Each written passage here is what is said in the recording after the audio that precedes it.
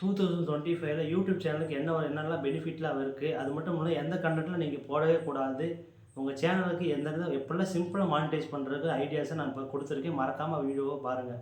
அது மட்டும் இல்லாமல் நான் பல யூடியூப் சேனல்கிட்ட அனலைஸ் பண்ணி இந்த வீடியோ போட்டிருக்கேன். அதனால் வீடியோ ஃபுல்லாக பாருங்கள், ஸ்கிப் பண்ணாமல் பாருங்கள். 2025ல இப்போ கண்டென்ட் கிரியேட்டருக்கும் யூடியூபருக்கும் நல்ல ஒரு பெனிஃபிட் இருக்குது. அது காரணம் என்னன்னா ஏஐ இப்போ இருக்கிற ஃபியூச்சர்ஸோட வர அப்கமிங் இயர்ஸில் நல்லாவே ஒரு டெவலப் ஆகிருக்கும். கேமிங் சேனல், டெக் சேனல், இப்போ விளாக் சேனல் இப்போ இதான் ட்ரெண்டிங்கில் இருக்குது. இந்த மூணில் உங்களுக்கு கண்டிப்பாக ஏதாவது பிடிச்ச ஒரு விஷயம் இருக்கும். அதில் கண்டிப்பாக நீங்கள் ஃபோக்கஸ் பண்ணும்போது உங்கள் சேனல் ரீச் ஆகிறதுக்கு நிறைய சான்சஸ் இருக்குது.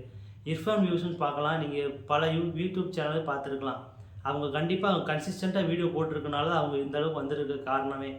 நீங்கள் இன்றைக்கி ஒரு வீடியோவை போட்டு நாளைக்கு போனால் அது புஷ்வான மாதிரி உட்காந்துருக்கும். நீங்கள் கண்டிப்பாக இன்றைக்கி நாளைக்கு கண்டிப்பாக வீடியோ போட்டுருக்கும்போது நீங்கள் 100 வீடியோக்கு மேலே போட்டுருக்கும்போது உங்கள் யூடியூப் சேனல் நல்லாவே ரீச் ஆகும்.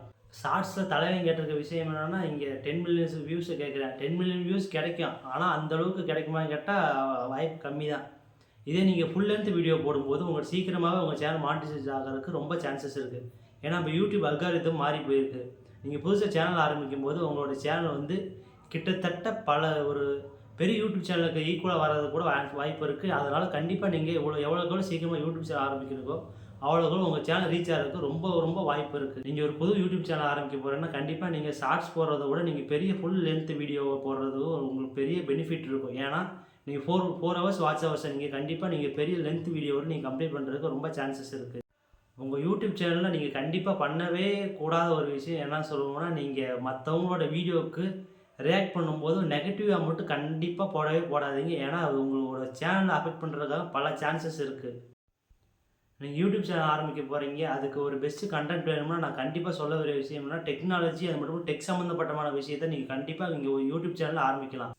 மற்றவங்க போடுற வீடியோவுக்கு நீங்கள் மீம் ரியாக்ஷன் மாதிரி கூட வீடியோ போடலாம். அது மாதிரி இன்றைக்கி பல யூடியூப் சேனல்ஸ் இருக்குது. தமிழில் மட்டும் இல்லாமல் பல தெலுங்கு, பல இங்கிலீஷ், இந்த மாதிரி பல கண்டென்ட்டில் கூட பல பேர் இன்றைக்கி வீடியோ போட ஆரம்பிச்சிட்டாங்க.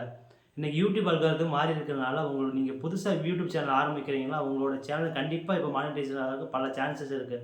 நீங்கள் இப்போயே யூடியூப் சேனல் ஆரம்பிக்கலாம் ஆகலாம், இல்லை இப்போ கண்டென்ட் கிரியேட்டராக கூட ஆகலாம். இந்த வீடியோ பிடிச்சிருக்கும் நம்புறேன். இந்த வீடியோவில் ஏதாவது குறை இருந்துச்சுன்னா கண்டிப்பாக கீழே கமெண்ட் செக்ஷனில் கமெண்ட் பண்ணிட்டு போங்க. அப்போ தான் ஏதாவது நான் திருத்திட்டு நல்ல வீடியோ அப்லோட் பண்ண முடியும்.